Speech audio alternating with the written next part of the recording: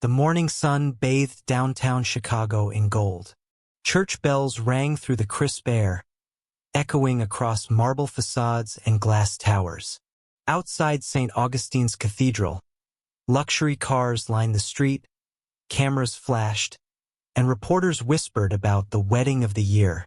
Inside, florists rushed to adjust bouquets of white orchids and roses worth more than most people's rent. Musicians tuned their violins.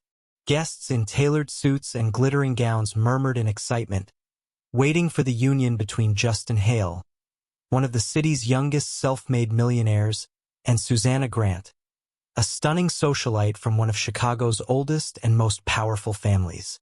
To the crowd, it was perfection, a fairy tale union of money and beauty. But beneath the marble floor, between the shining pews, walked a woman who didn't belong to that world. Her name was Mary Thompson, 57 years old, with tired eyes, graying hair tied in a bun, and hands rough from years of scrubbing floors no one noticed. She moved quietly, pushing her cleaning cart down the aisle as sunlight hit the golden crucifix above the altar. The scent of polish and lilies mixed in the air. She had been hired by the wedding planners to make sure the cathedral gleamed for the prestigious guests. To everyone else, she was invisible, the cleaner, the help, the background noise. But on that morning, fate would place her at the center of the grandest scene of all. If you love emotional and heartwarming stories, don't forget to hit the like button, subscribe to the channel, and turn on the notification bell, so you'll always be the first to hear our next story. Now, let's begin. Mary had spent decades cleaning offices, banquet halls, hotels, and schools. Her back ached, her knees creaked, and her hands bore the story of every stain she had ever scrubbed away. She never complained. She simply worked because work meant survival. And though she was often ignored or dismissed, she found dignity in doing things right. But Mary had a secret that tied her life unexpectedly to the groom. Months earlier, while cleaning an office downtown, she had met Justin Hale by chance. Back then, she didn't even know who he was. She was just wiping the glass doors of his company's lobby when he walked in, tall, sharp-dressed, with kind eyes that didn't look away from her the way most wealthy men did. He smiled. "Morning, ma'am," he said, handing her a bottle of water. "It's hot in here today. Don't forget to take breaks." It was nothing to him, but to Mary, who couldn't remember the last time someone with a tailored suit spoke to her with kindness, it meant everything. Later, she learned he was the founder of Hale International, a man who'd built his empire from nothing after losing his mother at a young age. That small act of respect stayed in Mary's heart, glowing quietly. Now, as she polished the floors of the cathedral for his wedding, she prayed silently that his future wife would love him as deeply as his heart deserved. The mask of perfection. Susanna Grant looked like the kind of woman born to be adored. Golden hair in elegant curls. A diamond necklace worth more than Mary's lifetime of earnings.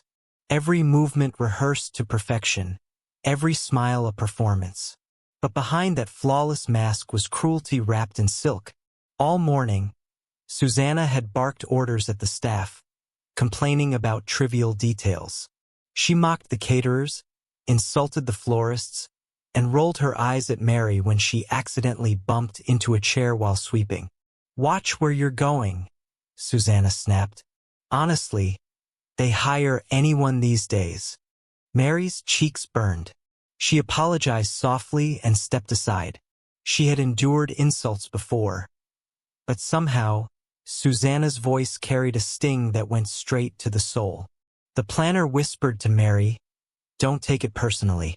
She's under stress." But Mary knew better.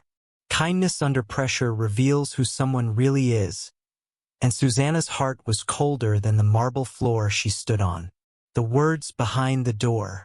An hour before the ceremony, Mary was cleaning near the bridal suite when she heard a sharp whisper through the slightly open door. At first, she didn't mean to listen, She never did. But something about the tone made her freeze. It was Susanna's voice. "Listen to me," she hissed into her phone. "Once the vows are done, everything is ours. Justin's accounts will transfer under joint signature, and you'll get your cut. Just be ready when I call." Mary's blood ran cold. The person on the other end said something Mary couldn't hear, but Susanna laughed. A cruel, hollow sound. "Please, you think I actually love that naive boy? He's useful. That's all. A few months and I'll file for divorce. By then, half his money will be gone." Mary's hand trembled against her mop handle. Her heart pounded so hard she could barely breathe. She took a step back, afraid the door would creak. She knew what she had just heard, and it shattered her. The woman Justin believed to be his soulmate was using him. For a moment, Mary's instincts told her to walk away. "This isn't your problem. Keep your head down. You'll lose your job if you talk." But then she saw Justin's smile flash in her memory, that one moment months ago when he treated her like a person, not a shadow, and she knew she couldn't stay silent. A battle in the heart. Mary's conscience fought against her fear. Who would believe a cleaner over a rich, beautiful bride? If she spoke, she could be fired, humiliated, maybe even blacklisted from every cleaning company in the city. She stared at her reflection in the polished brass of the door, an aging woman with kind eyes, holding the weight of an impossible choice. Her lips whispered a prayer. "Lord, give me courage." The wedding begins. As noon approached, the cathedral filled with music. Father Paul, an old family friend of the Hales, adjusted his glasses and prepared the ceremonial book. Guests rose to their feet as the grand doors opened. Susanna appeared, breathtaking, glowing, every eye on her. Flashbulbs flickered. She walked down the aisle with her father, every step rehearsed for perfection. At the altar, Justin Hale waited, looking at her with genuine love, the kind that only comes from a pure heart. He smiled as if the entire world existed only in that moment.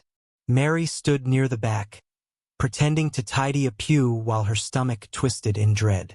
She knew what was about to happen, and she knew she was the only person who could stop it. In her pocket, she clutched a small envelope the planner had given her earlier, containing documents for the priest. Just another task. But it felt like destiny had placed that envelope in her hands at this exact moment. The music softened. Father Paul began the vows. "If anyone here knows any reason why these two should not be joined in holy matrimony, speak now or forever hold your peace." Silence. Every guest smiled politely. The choir hummed softly. And then, a trembling voice broke the air. The voice that changed everything. I can't stay silent." Heads turned. Gasps rippled through the cathedral. Mary stood frozen, heart hammering. Yet her voice found strength from somewhere beyond herself. Father Paul looked confused. "Ma'am." She stepped forward, clutching the envelope, tears in her eyes. Her cleaning uniform looked out of place under the golden light. "I'm sorry," she said, her voice shaking but clear. "But this wedding, it can't happen. I heard something. I wish I hadn't. But I did." Susanna's smile cracked. "What is this?" she hissed. "Who even is she?" The planner tried to intervene, but Justin raised a hand. "Let her speak." Mary took a trembling breath. "This morning, outside your dressing room, I heard you, Miss Grant. You were on the phone. You said, once the marriage was official, his money would be yours. That you'd divorce him and take what you could." Gasps filled the church. Cameras clicked. The air itself seemed to freeze. Susanna's face drained of color, then turned crimson. "That's a lie," she shouted. "This woman's crazy. She's trying to ruin my life for attention." Mary shook her head slowly. "I wish it were a lie." Her voice broke. "But I couldn't live with myself knowing he was walking into something built on deceit. He once showed me kindness when no one else did. I owe him the truth." Truth at the altar. Father Paul tried to calm the chaos, but the cathedral had become a storm of whispers. Justin looked at Susanna, eyes wide, disbelief carved across his face. Susanna, tell me she's wrong. She forced a laugh. You're really going to believe a janitor over me? But her tone betrayed her. Sharp, defensive, trembling with anger. And Justin remembered the small moments he had brushed aside. The way she snapped at waiters, her disdain when he donated to charity, the hollow laughter when he talked about his mother. He realized all at once that Mary's trembling honesty carried more truth than Susanna's polished perfection ever had. He turned to Father Paul, his voice calm but final. Stop the ceremony. Gasps erupted. Photographers raised their cameras instinctively. Susanna screamed, Justin, you can't do this to me. But he stepped away from her. No, Susanna, you did this to yourself. He looked at Mary, his eyes softening. Thank you, he said quietly, for saving me from a lifetime of lies. Mary's tears fell freely. I'm sorry for ruining your day. He shook his head. You didn't ruin it. You saved it. The aftermath. The story spread across the city before sunset. Social media exploded with headlines. Cleaner exposes bride's secret at millionaire's wedding. One brave woman stops a marriage built on lies. Susanna vanished from the spotlight, her family retreating into silence. But Mary, humble, kind Mary, became a symbol of honesty and courage. People sent her letters of admiration. A local journalist wrote an article about her bravery, calling her the voice of the invisible. But Justin went even further. A week after the incident, he showed up at Mary's small apartment on the south side. She was stunned to see him standing there, holding a bouquet of lilies, the same kind that had filled the cathedral. He smiled gently. I wanted to thank you in person, he said, not just for speaking up, but for reminding me what integrity looks like. Mary looked down, embarrassed. I just did what I thought was right. I know, he said. And that's exactly why the world needs more people like you. He handed her an envelope, this time not with documents, but with an offer. I started a new foundation, he explained.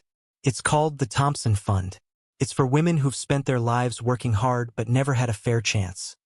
Cleaners, caretakers, cooks. I want you to run it. Mary blinked, stunned. Me? Run it?